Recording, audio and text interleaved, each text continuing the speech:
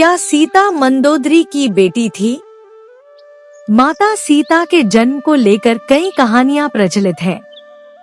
कोई कुछ कहानी सुनाता है तो कोई कुछ। इसलिए साफ साफ कहना मुश्किल है कि सीता की माता कौन थी। सीता के जन्म से जुड़ी हम ऐसी ही एक प्रचलित कहानी सुना रहे हैं।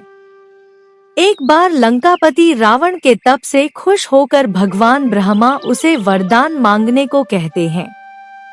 रावण उनसे अमर होने का वरदान मांगता है। ब्रह्मा जी उसे अमर होने के अलावा कोई दूसरा वरदान मांगने को कहते हैं।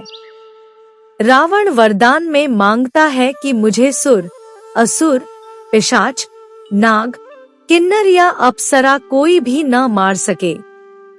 रावण मनुष्य द्वारा न मारे जाने के बारे में नहीं बोलता है, क्योंकि वह मनुष्य को तिनके के समान समझता था। वरदान पाने के बाद रावण हर तरफ तबाही मचाना शुरू कर देता है। एक दिन वह दंडकारण्य नामक जगह पहुंचता है, जहां ऋषि मुनियों का निवास था।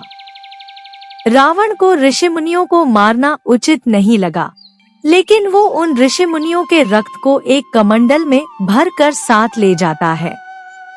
वह कमंडल गृत्समद ऋषि का था, जो पुत्री की लालसा में माता लक्ष्मी से प्रार्थना करते थे कि वह उनके घर पुत्री के रूप में जन्म ले।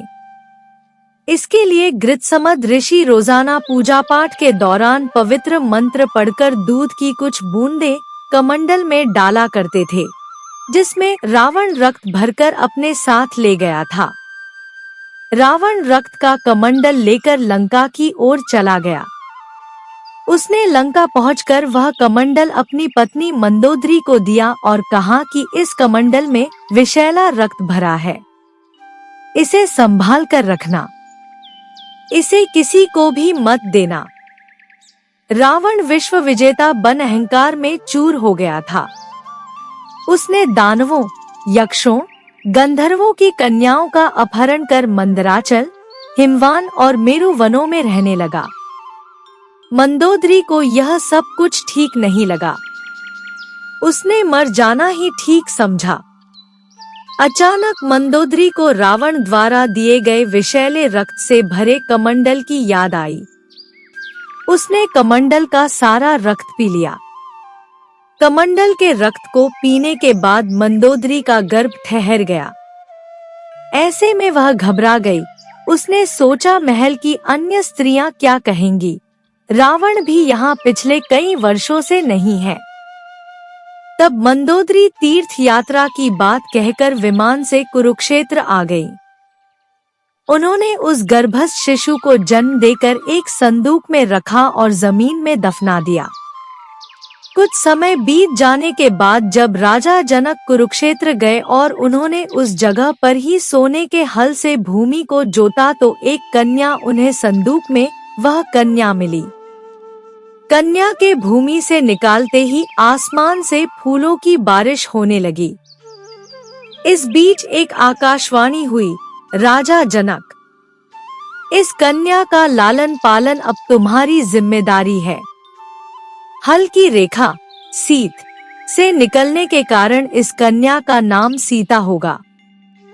सूर्य के समान दीप्त इस कन्या के से तुम्हारे घर में बहुत बड़ा कार्य संपन्न होगा। अद्भुत रामायण की कहानी से स्पष्ट है कि सीता की मां मंदोदरी थी, लेकिन यह आज भी रहस्य ही है कि सीता आखिर किसकी पुत्री थी, ऋषि गत्सद की, पृथ्वी की या फिर मंदोदरी की।